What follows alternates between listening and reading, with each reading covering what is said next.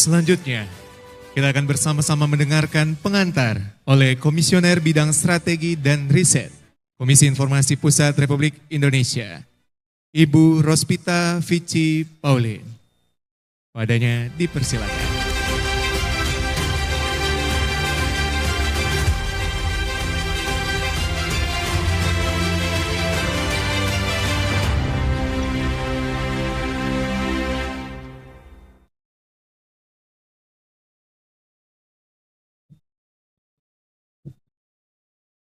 Baik, Bapak Ibu, saya buka juga dengan sebuah pantun. Minta cakepnya Bapak Ibu?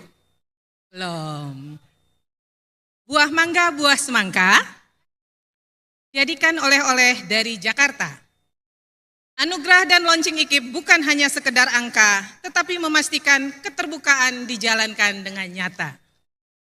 Assalamualaikum warahmatullahi wabarakatuh. Shalom, Om Swastiastu, Namo Buddhaya, salam kebajikan.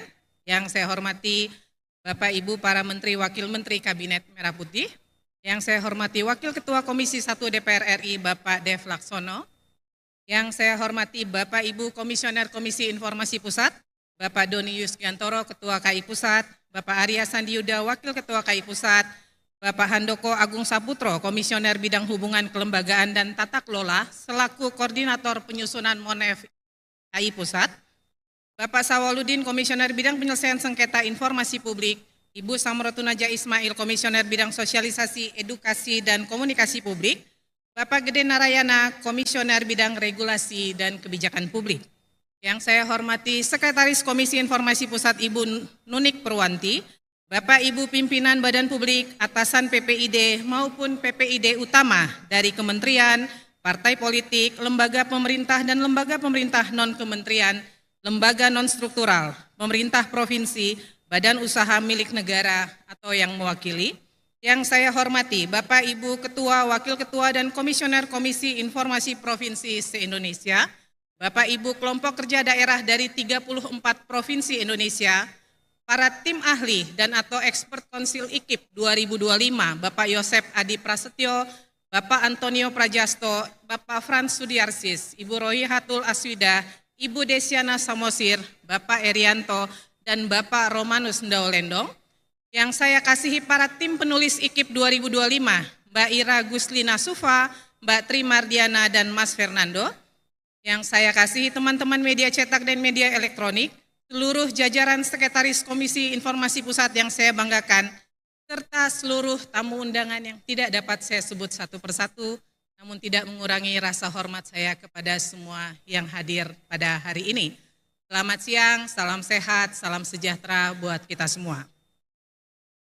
Puji syukur kita haturkan kehadirat Tuhan Yang Maha Kuasa, karena berkat rahmat dan limpahannya kita hari ini masih bisa bersama-sama diberikan nikmat dan kesehatan untuk sama-sama menghadiri kegiatan Anugerah Keterbukaan Informasi dan Launching Indeks Keterbukaan Informasi Publik 2025, di mana kegiatan hari ini merupakan akhir dari pelaksanaan monitoring evaluasi badan-badan publik dan akhir dari perjalanan penyusunan IKIP tahun 2025.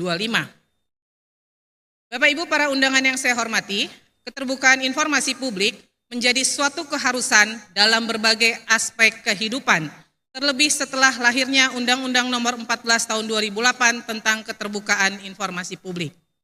Saya mohon break sebentar. Slide-nya salah ya, slide yang pertama.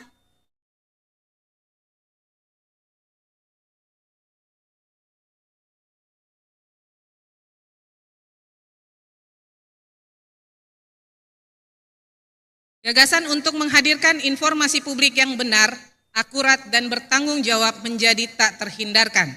Kesadaran akan pentingnya pemenuhan informasi publik bagi masyarakat mendorong pemerintah dan badan-badan publik harus melakukan berbagai terobosan untuk bisa menghadirkan informasi yang berkualitas dan dibutuhkan. Pelaksanaan monitoring evaluasi keterbukaan informasi badan publik merupakan wujud dari pelaksanaan Undang-Undang Nomor 14 Tahun 2008, di mana Komisi Informasi sebagai lembaga mandiri dan independen menjadi garda terdepan untuk mewujudkan suatu tata kelola pemerintahan yang baik, bersih, dan efisien. Komisi Informasi diberi kewenangan untuk memantau, mengevaluasi, dan untuk melakukan penilaian sudah seberapa jauh badan-badan publik konsisten untuk membuka informasi-informasi yang dikuasainya kepada publik.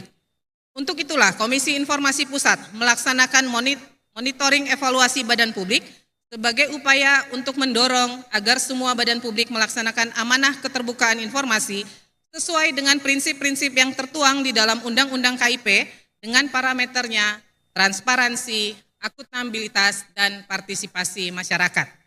Melalui pelaksanaan MONEF ini, maka Komisi Informasi bisa mengukur kepatuhan badan publik serta mendapatkan gambaran dan mengetahui tingkat pelaksanaan keterbukaan informasi badan publik terhadap layanan informasi dalam memberikan akses informasi publik kepada masyarakat secara jelas dan objektif untuk mendapatkan suatu hasil yang lebih terukur. Dengan demikian, Komisi Informasi bisa mengidentifikasi, menginventarisasi, memberikan umpan balik, dan memberikan solusi terhadap permasalahan yang timbul dalam pelaksanaan keterbukaan informasi pada badan-badan publik Indonesia. Bapak Ibu para undangan yang berbahagia, pada pelaksanaan MONEF Badan Publik tahun 2025 ini terdapat kenaikan signifikan terhadap perubahan jumlah badan publik yang akan dilakukan penilaian, di mana tahun 2024 berjumlah 363 badan publik, sedangkan pada tahun 2025 jumlah yang terdata sebagai peserta MONEF adalah 387 badan publik dengan kenaikan 11%. Perubahan ini terjadi karena adanya penambahan jumlah badan publik disebabkan kebijakan pemerintah yang membentuk lembaga baru, dan faktor lainnya adalah karena adanya kenaikan jumlah badan publik pada kategori perguruan tinggi negeri, yaitu meningkatnya partisipasi perguruan tinggi keagamaan negeri. Badan publik yang memperoleh kualifikasi informatif pada pelaksanaan MONEF 2025 sebanyak 197 badan publik. Ini berarti hasil MONEF 2025 mengalami kenaikan sebesar 6,27% jika dibandingkan pada pelaksanaan MONEF pada tahun 2024. Persentase kenaikan tertinggi diperoleh dan meningkatnya kualifikasi informatif untuk kategori lembaga negara dan lembaga pemerintah non-kementerian serta perguruan tinggi negeri.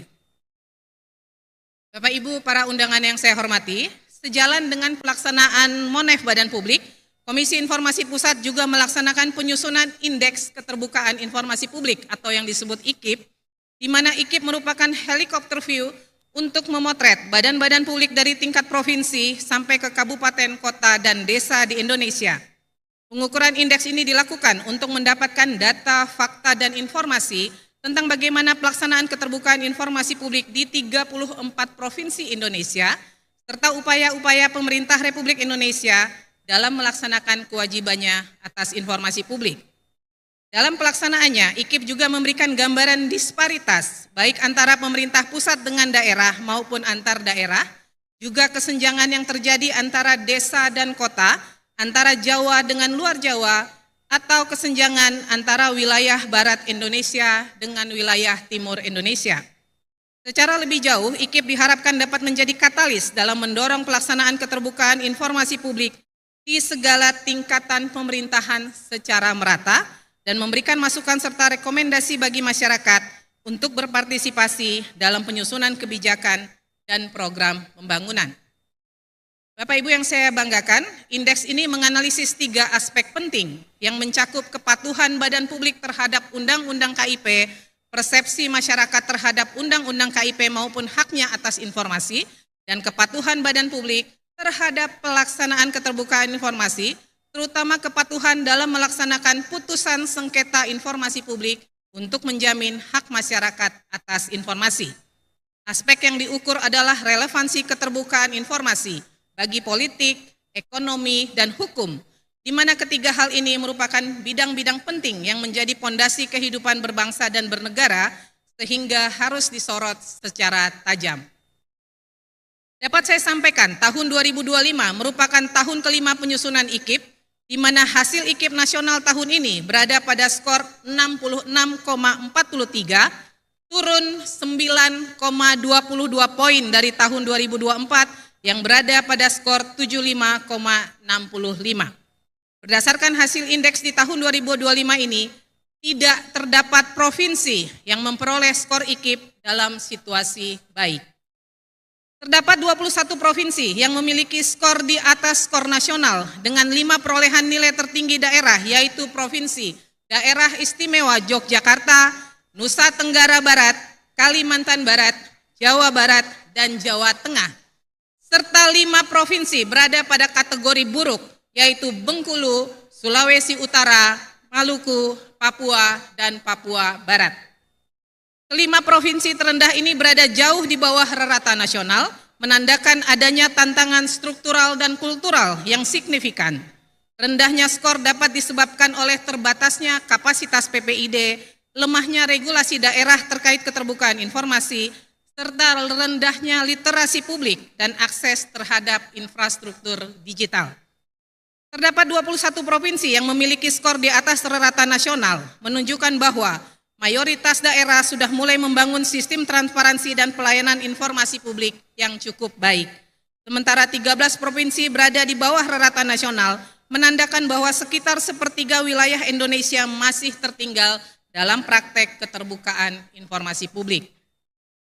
Distribusi ini memperlihatkan bahwa kemajuan keterbukaan informasi di Indonesia belum merata. Daerah-daerah di wilayah Jawa, Bali, dan sebagian Kalimantan menjadi epicentrum capaian positif, sementara kawasan Indonesia Timur masih berjuang dalam memperkuat tata kelola informasi publik. Bapak Ibu, para undangan yang saya hormati, terdapat 3 seri buku IKIP, 1, 2, dan 3 yang mengupas secara terperinci bagian per bagian dari proses penyusunan indeks tahun 2025 yang diselenggarakan oleh Komisi Informasi Pusat Republik Indonesia. Lewat buku ini akan didapat gambaran secara menyeluruh tentang latar belakang, metodologi, desain penyusunan IKIP, serta penjabaran atas pencapaian keterbukaan informasi yang terjadi di 34 provinsi Indonesia dalam kurun waktu 1 tahun pada periode 2024. Dengan kehadiran buku IKIP ini kiranya bisa membantu berbagai pihak dalam memahami situasi keterbukaan informasi di Indonesia secara lebih komprehensif dan mendalam. Bapak Ibu yang saya banggakan, dalam kesempatan yang berbahagia ini, izinkan saya atas nama Komisi Informasi Pusat Republik Indonesia menyampaikan terima kasih dan penghargaan yang tulus kepada seluruh badan publik yang telah menunjukkan komitmennya dalam melaksanakan keterbukaan di badan publiknya masing-masing. Pencapaian hasil yang baik ini tentunya membutuhkan komitmen yang kuat dari semua pihak dalam menjalankan keterbukaan, sehingga kerja-kerja Komisi Informasi dalam mendorong dan mengedukasi badan-badan publik tingkat pusat, provinsi, kabupaten kota sampai ke tingkat desa dalam mengimplementasikan keterbukaan informasi di badan publiknya masing-masing bisa berjalan dengan maksimal. Tak ada gading yang tak retak, tidak ada yang sempurna dalam pelaksanaannya, namun kami tetap berikhtiar dan berupaya di tengah efisiensi dan keterbatasan anggaran, kegiatan MONEF dan IKIP bisa tetap terlaksana sambil terus melakukan perbaikan-perbaikan untuk mendorong implementasi keterbukaan informasi publik bagi seluruh badan publik di Indonesia. Bapak Ibu, demikian kiranya yang dapat saya sampaikan. Akhir kata saya ucapkan terima kasih. Saya tutup dengan 2 buah pantun. Burung irian, burung cendrawasih, tertangkap mata dihinggap di dahan. Cukup sekian dan terima kasih. Mohon maaf jika ada yang kurang berkenan. Ayu ting ting pergi ke penghulu, pakai selendang corak Melayu. Keterbukaan informasi bukan hanya tentang memberitahu, tetapi juga tentang menghargai hak publik untuk tahu. Terima kasih, salam terang informasi publik. Assalamualaikum warahmatullahi wabarakatuh. Waalaikumsalam warahmatullahi wabarakatuh. Sekali lagi kami ucapkan banyak terima kasih kepada Ibu Rospita Vici Paulin selaku Komisioner Bidang Strategi dan Riset yang sudah memberikan pengantar pada acara kita hari ini. Dan yang paling penting adalah bagaimana menghargai hak publik untuk tahu. Terima kasih sekali lagi.